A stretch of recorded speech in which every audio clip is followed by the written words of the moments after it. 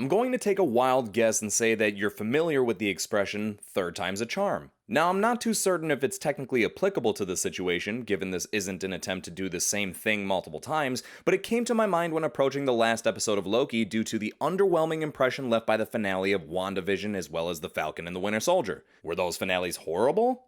Yes. No, I'm just joking. Kind of.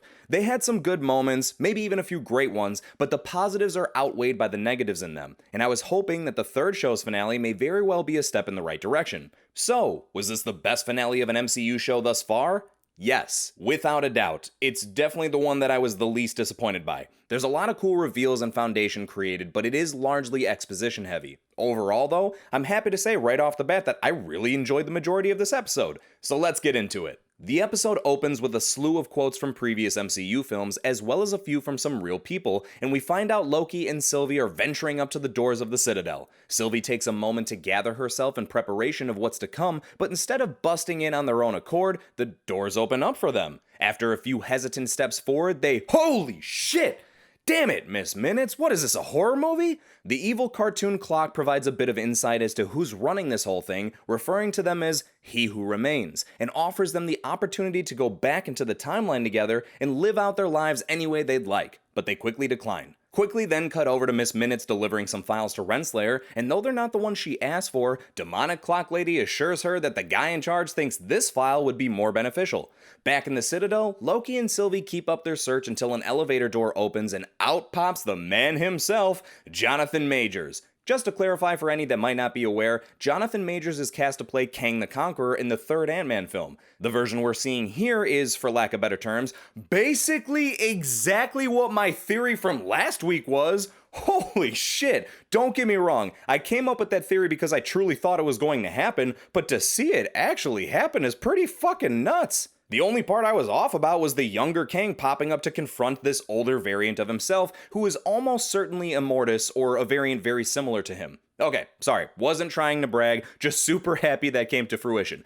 Anyway, He Who Remains steps out of the elevator and seems pleasantly astonished the two versions of Loki are there together, and takes them up to his office. On their way there, Sylvie takes a few shots at killing the mysterious gentleman, but he's able to dodge her every move, as if he knows what's going to happen.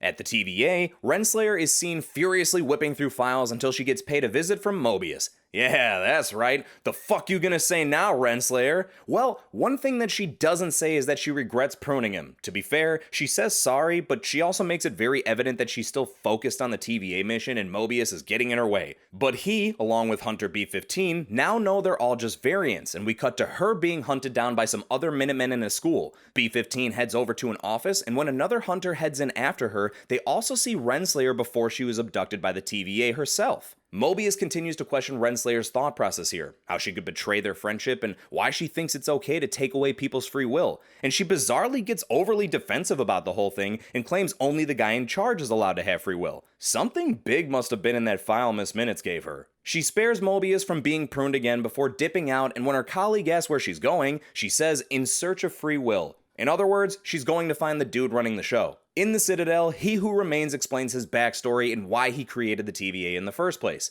You see, a scientist variant of himself that lived on Earth in the 31st century discovered universes stacked upon his own, which led to other versions of himself discovering the same thing. They made contact with each other, had a time of narcissistic peace, until one day the greedier variants got a bit too greedy, and all hell broke loose, turning into an all-out multiversal war. Quick side note, why was he so astounded when he first saw Loki and Sylvie together? Clearly the notion of multiple versions of oneself isn't a brand new concept to you, bud. Whatever. Eventually, He Who Remains found and obtained control over Alioth, the reality purple-eating cloud of doom from the previous episode. He then used Alioth to end the multiversal war, isolated this specific timeline, and conjured up the TVA and the Timekeepers in order to prevent any potential branches that would lead to the war repeating itself. How did a non-superpowered regular human being become a time and reality controlling immortal god just from discovering the existence of the multiverse?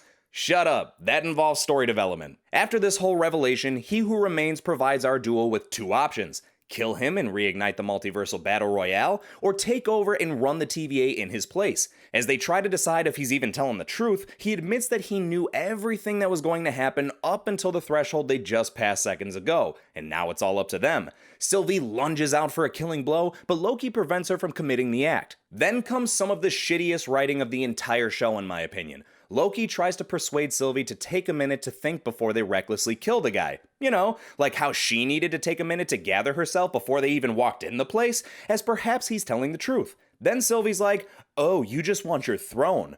What the fuck? So Loki's like, "No, I don't." But then she's like, "No, yeah, you do, and there's nothing you can say or do to convince me otherwise." Are you fucking kidding me? Are you really so quick to shit all over the touching moment you had together last episode? Being under the blanket and giving your first genuine thank you, followed by Loki's first genuine confession of self-awareness and the desire to change? Nah, that just didn't mean anything? Okay, I guess neither did any other emotionally impactful moment throughout the entirety of the series. This whole part just felt so uncomfortably forced, like the writers just sat there and went, "Shit, we forgot to come up with a reason as to why they have an epic confrontation at the end." They have a bit of a duel, and that oddly enough ends with the two of them kissing before Sylvie sends Loki through a time door and shoves her blade right into the variant of Kang's chest, with his last words being, "See you soon." Oh, yes we will, Jonathan Majors. Upon his death, we see the plethora of new timelines branching off in the distance. Loki finds himself back at the TVA and heads out to find Mobius to tell him all that he's found out. But as he fumbles from point to point, we find out that Mobius isn't aware of who Loki is. The fuck? Then Loki turns to see that instead of statues of the Timekeeper standing in the library, it's now a single statue of Kang the Conqueror. Oh boy. Then we get the credits. I don't know if it would be fair to call it a mid-credit scene, but we do get a teaser at the end revealing to us that there's going to be a second season. Then the episode ends. There's the breakdown of the season 1 finale of Loki, for all time, always. Not by any means the most action-packed finale of a Marvel Disney Plus show, but the extraordinary exposition and revelations do a decent job of making up for it. Though I am very much on the fence to a certain degree. On a personal level, I enjoyed the hell out of this because a good chunk of my theories were right, I love just about anything dealing with the multiverse, and am thrilled that they didn't hold back on introducing a big bad such as Kang in the show like this, even if this variant of Kang is different from the one we'll see in Ant-Man Quantumania. However, the episode feels awfully slow for a season finale, and I'm still back and forth on Jonathan Majors' performance as He Who Remains. Don't get me wrong, I'm still stoked to see him as Kang. I'm just saying that this particular interpretation of him was odd for me. Parts of it worked really well, and some of it was just fucking weird. But that I can easily live with. The absurdly stubborn and conceited attitude of Sylvie that took over here? Not so much. It's not like her actions were completely out of character. She's been gung-ho on killing who's ever behind the TVA for quite a long time now. But to finally be there with another version of yourself that you've reluctantly come to confide in and not be willing to take a moment to think things through more, even after receiving the life-changing info bomb you just did? Come on. For someone that's been conniving, calculated, and cunning enough to know how to survive the way you have all this time, you don't have the wits about you to treat this with a level head? I get emotions and adrenaline come into play and take over, but this isn't just some average person with anger issues here. This is a Loki, and should treat this more logically because of that. How about you and Loki take over the TVA and then just don't go pruning every single timeline? Just the ones that get out of hand? I don't know. And goodness gracious, great balls of multiverse, does her decision leave the MCU in quite a devastating place. You know, if you squint hard enough, you can see the Fantastic Four in one of those branch timelines? I'm just kidding. Or am I? It's absolutely insane that not only did this show tie in so heavily to the MCU films, but it has now literally changed the foundation of basically every single MCU project to come moving forward. You thought the Infinity Stones made anything possible? Well, without trying to treat them as shitty as paperweights, forget everything you thought you knew. Opening the doors to the multiverse creates literally an infinite number of possibilities of what can happen. This will without a doubt be the way to explain that the MCU is like the cinematic equivalent of Earth 616, which is the main universe followed in the Marvel comics. And then Tobey Maguire's Spider-Man movies could possibly be from Earth 962, and the Fantastic Four movies from the 2000s could be Earth 257, and so on and so forth. Just like Quentin Beck was making up in Spider-Man Far From Home. Then there's a bunch of other universes that we haven't seen that can provide us brand new interpretations of characters we come to know and love, whether they be ever so slightly different, or an alligator, or anything in between. I think that may mean it's also fair to say that the upcoming What If series may actually be canon. I mean, I guess everything can be considered canon now. It all takes place in one of the infinite timelines, right? So now you don't have to be concerned with, wait, so Andrew Garfield's Spider-Man isn't the real Spider-Man? No, he's just the Spider-Man from a different universe, which shouldn't be a brand new concept to us as viewers, honestly. For example, it's not like when Michael B. Jordan played the Human Torch, it meant that Chris Evans' version wasn't official or real anymore. Now they're simply providing an excuse as to how there could potentially be a reason to justify all of their legitimate existences amongst each other, and that one isn't any more official than the other. They're all just their own thing. Just be happy that we might be able to see those separate things share the same screen now. I'm pleasantly surprised they're coming out with a second season. I definitely wasn't expecting that, but welcome it with open arms because it does feel like they left it in a place where there's more story to tell, and I'm down for Tom Hiddleston to stay in the MCU for as long as he is because I love his portrayal of this character. Even if I do almost entirely disagree with this light switch of a turn from desire to rule the realm's villain to a nearly selfless, cool, calm, and collected hero.